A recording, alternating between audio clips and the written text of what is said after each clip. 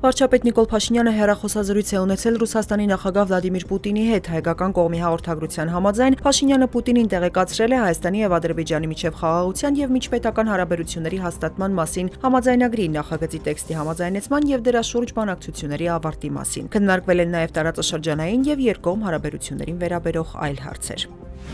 Ռուսական կողմը հայտնում է արտաքին գործերի փոխնախարար Միխայիլ Գալուզինի եւ Ռուսաստանում Հայաստանի դեսպան Գուրգեն Արսենյանի հանդիպման մասին։ Քննարկվել են երկկողմ տարածաշրջանային եւ միջազգային օրակարգի մի շարք հարցեր, այդ թվում բարձր մակարդակի շփումների նախապատրաստումը, այլ մանրամասներ չեն հաղորդվում։ Եվրամիությունը ողջունում է Հայաստանի եւ Ադրբեջանի միջև խաղաղության պայմանագրի տեքստի շուրջ բանակցությունների ավարտը, ինչպես նաեւ վերջին տարիներին այս ուղղությամբ կողմերի հետեւողական աշխատանքը, թե երկկողմ ձևաչափով, թե միջազգային հանրության ներգրավմամբ։ Եվրամիությունը նաեւ ողջունում է Հայաստանին տեքստի վերջնականացման ուղղությամբ ճանապարհ հարթելու համար։ Տարածված հայտարարությունում նշվում է, որ կարևոր է ապահովել գործընթացի անխոչնդոտ ավարտը նույն հեռանկարային եւ փոխզիջումային մոտեցմամբ երկու կողմից էլ։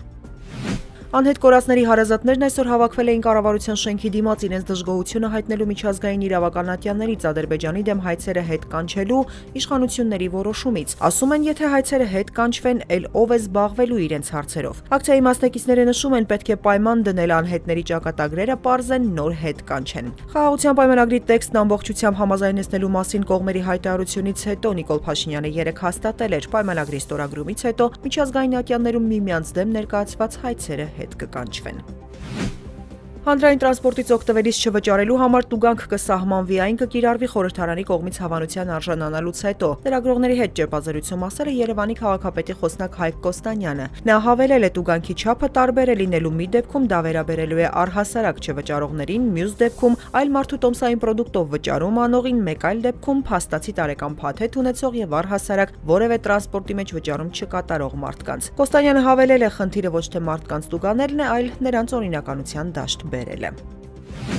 Եվրամիության երկրները որոշել են եւս 6 ամսով երկարաձգել Ռուսաստանի դեմ պատժամիջոցները։ Հաղորդվում է, որ Եվրամիությանը հաջողվել է հաղթահարել Հունգարիայի վետոն, որը ցանկանում էր հասնել պատժամիջոցների ցուցակից առնվազն 8 մարդու հեռացման։ Եվրամիության դեսպանները համաձայնել են երկարաձգել պատժամիջոցները ֆիզիկական անձանց եւ կազմակերպությունների նկատմամբ ու ցուցակից հանել 3 մահացած անձանց։ Ռուսաստանի դեմ Եվրամիության պատժամիջոցների ժամկետը լրանում է մարտի 15-ին։ Ուկրաինայի նախագահ Վլադիմիր Զելենսկին կանխատեսելի եւ մանիպուլյատիվ է անվանել Ռուսաստանի նախագահ Վլադիմիր Պուտինի հայտարարությունները 30-օրյա հրադադարի առաջարկի մասին, որն արվել է Ջիդդայում Միացյալ Նահանգներ Ուկրաինա բանակցություններից հետո։ Զելենսկին հավելել է, Պուտինը ըստ էության պատրաստվում է մերժել այն եւ վախենում է ուղիղացել Թրամփին, որ ցանկանում է շարունակել պատերազմը, ցանկանում է շարունակել սպանել ուկրաինացիներին։ Ըստ Զելենսկիի, Պուտինը հաճախ է դա անում, ուղղակիորեն ոչ չի ասում, այլ գործում է այնպես, որ գործնականում պարզապես ձգձգում է ամեն ինչ ու անհնար դարձնում նորմալ որոշումները։